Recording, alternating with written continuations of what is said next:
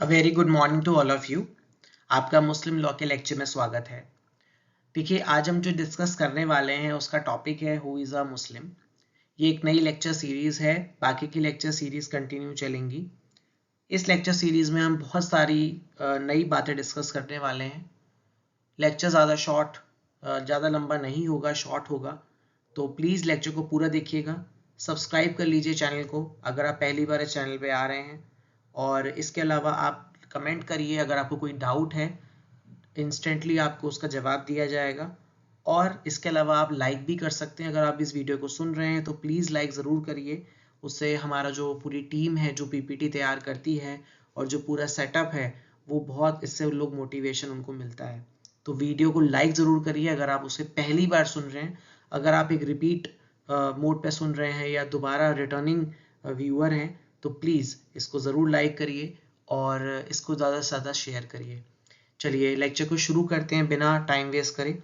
देखिए, जब हम मुस्लिम लॉ की बात करते हैं तो ये एक ऐसा टॉपिक है जो हर कॉम्पिटिटिव एग्जाम्स में आता है, चाहे तो वो जुडिशरी का हो या और भी कोई टॉपिक हो और भी कोई एग्ज़ाम हो। इसके अलावा आपका एक एलएलबी की रिक्वायरमेंट है कि जहाँ आपको मुस्लिम लॉ आना चाहिए, जहाँ पे आपको, अगर आपका कोई एग्ज़ाम पास में आने वाला है जिसमें आपको मुस्लिम लॉ समझना है, ठीक है, तो इसीलिए उस एंगल से हम लोगों ने इस लेक्चर को रिकॉर्ड किया है। नाउ देखो, हमें यहाँ पे दो तीन चीज़ें समझनी है। लेक्चर ज़्यादा बड़ा नहीं होगा जैसे मैंने शुरू में बताया, लेकिन प्लीज़ इसको थोड़ा सा कंसंट्रेशन के साथ सुनिएगा। देखो, मुस्लिम लॉ में डिफरेंट एंगल्स हैं। यहाँ पे पहले हम ये समझेंगे कि हु इज़ अ मुस्लिम। देखो, जब हम हिंदू लॉ शुरू पढ़ते हैं तो हम पढ़ते हैं हु इज़ अ हिंदू। ऐसे ही जब हम मुस्लिम लॉ कर रहे हैं तो हम ये बात कर रहे हैं, ये हम डिस्कस कर रहे हैं कि हु इज़ अ मुस्लिम। तो देखो, पर्सन जो होगा मुस्लिम कब होगा?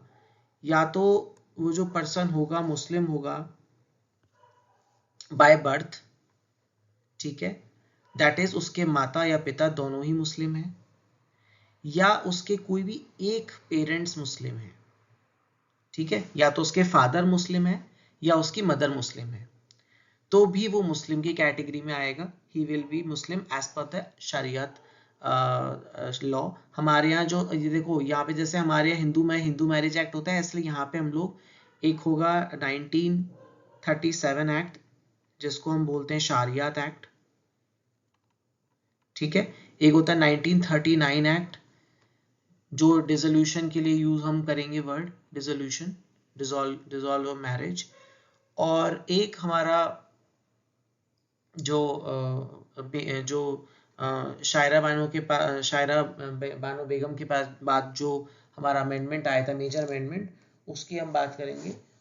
वो है आपका 1986 एक्ट, ठीक है। उसको हम बोलते हैं Muslim women protection of rights on divorce act, उसको हम बोलते हैं 1986 एक्ट, ठीक है। तो मैंने यहाँ पे तीनों लिख दिए हैं, ठीक है। एक 2019 भी है, वो बाद में करेंगे, अभी नहीं, ये बाद में करेंगे। सब कुछ इसमें पनिशमेंट का प्रोविजन है सेक्शन 4 में, अभी नहीं, बाद में करेंगे। जो हमारा शायरा बानो वाला केस आया था, उसमें हमारा वर्सेस यूनियन ऑफ इंडिया 2017 का केस है, तो उसमें हमने जो है ट्रिपल तलाक की इसमें बात करनी है, हम करेंगे, ट्रिपल तलाक को डिस्कस करेंगे अभी। तो देखिए क्या है कि यहाँ पर हमें ये डिस्कस करना है कि मुस्लिम कौन है। पहला, बाय बर्थ दोनों ही, मदर एंड फादर दोनों ही मुस्लिम है। यहाँ पे कोई भी एक पेरेंट मुस्लिम है तो child will also be a Muslim. Shariat is a personal law of Muslim, that is मैंने यहाँ लिख दिया है। Depends how the child has been brought up. देखो, एक कैटेगरी ये हो गई, एक कैटेगरी ये हो गई, एक कैटेगरी ये हो गई। देखो, बॉम्बे हाई कोर्ट ने ये बोला है कि जो चाइल्ड जिस तरह से ब्रॉट अप किया जा रहा है वो डिसाइड करेगा कि चाइल्ड जो है वो मुस्लिम होगा कि नहीं। यहाँ पे लिखा है if brought up as a Hindu then Hindu, if brought up as a Muslim then Muslim, in case where father is Muslim and mother is Hindu, ठीक है। मान लो कि फादर मुस्लिम है और मदर हिंदू है, तो जिस तरह से वो ब्रॉटअप किया जाएगा, जिस तरह से उसकी परवरिश होगी शुरू से, जिस तरह से वो ब्रॉटअप किया जाएगा, अगर वो जो 5 पिलर्स होते हैं इस्लाम के, अगर वो उन्हें फॉलो कर रहा है तो वो मुस्लिम है। अगर वो उन्हें फॉलो नहीं कर रहा है, हिंदू की रिलीजियस प्रैक्टिसेस को फॉलो कर रहा है, तो he is a Hindu, simple. जिस तरह से वो ब्रॉटअप किया जा रहा है, जो चाइल्ड है, जो एक चीज और मुझे भी रिकॉल करिए, जो फादर है, अगर फादर मुस्लिम है, if father is a Muslim, if father is a Muslim, then Allahabad high court ने ये बोला था अपने केस में, मैं केस का आपको नाम बता दूंगा, उसमें ये बोला था कि if a father is a Muslim then also the child is Muslim, child is also Muslim. लेकिन हमें, अगर हम किसी कंपटीशन की तैयारी कर रहे हैं या कोई कॉम्पिटिटिव एग्जाम्स की तैयारी कर रहे हैं, तो अगर आपसे कोई पूछता है ऑब्जेक्टिव एग्जाम्स में या जनरली, तो आपको जिस तरह से चाइल्ड ब्रॉटअप किया जा रहा है आपको ये बताना है, ठीक है। जिस तरह से चाइल्ड ब्रॉटअप किया जा रहा है तो आपको ये ओपिनियन बतानी है, जिस तरह से चाइल्ड ब्रॉटअप किया जा रहा है दैट चीज आपको वो चीज आपको याद रखनी है, ठीक है। तो यहाँ पे आपकी क्लियर हुआ आपको ये लेक्चर, ये टॉपिक, जहाँ पे दोनों ही माता पिता दोनों ही मुस्लिम है, कोई भी एक मुस्लिम है, दूसरा दूसरे रिलीजन का है, मे बी हिंदू है, मे बी क्रिश्चियन है, मे बी पारसी है, कोई भी ज्यूज है, कुछ भी है, जैन है, बुद्धिस्ट है, सिख है, कुछ भी है, अदर पेरेंट कुछ और भी है, लेकिन एक पेरेंट मुस्लिम है तो चाइल्ड भी मुस्लिम होगा। अगर फादर इज मुस्लिम तो इलाहाबाद हाईकोर्ट कहती है कि हाँ वो चाइल्ड मुस्लिम होगा। अगर बॉम्बे हाईकोर्ट की बात हम देखें तो वहां पे चाइल्ड जिस तरह से ब्रॉटअप हुआ है वैसे होगा।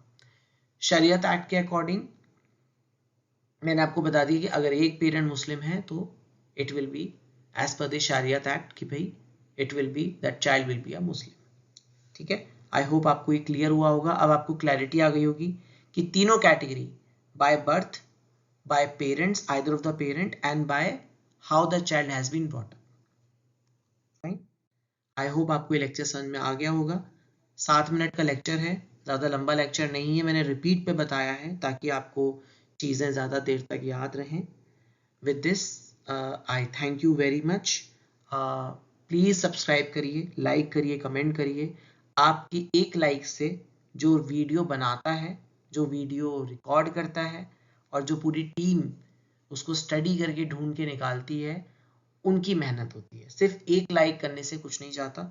आप प्लीज़ चैनल को लाइक करिए, सब्सक्राइब करिए, अगर आप फर्स्ट टाइम आ रहे हैं सब्सक्राइब करिए, एंड बी रेस्ट अश्योर्ड जो भी आपको यहाँ इन्फॉर्मेशन दी जा रही है, जो भी नॉलेज आपको यहाँ शेयर की जा रही है, ये आपको हमेशा काम आने वाली है।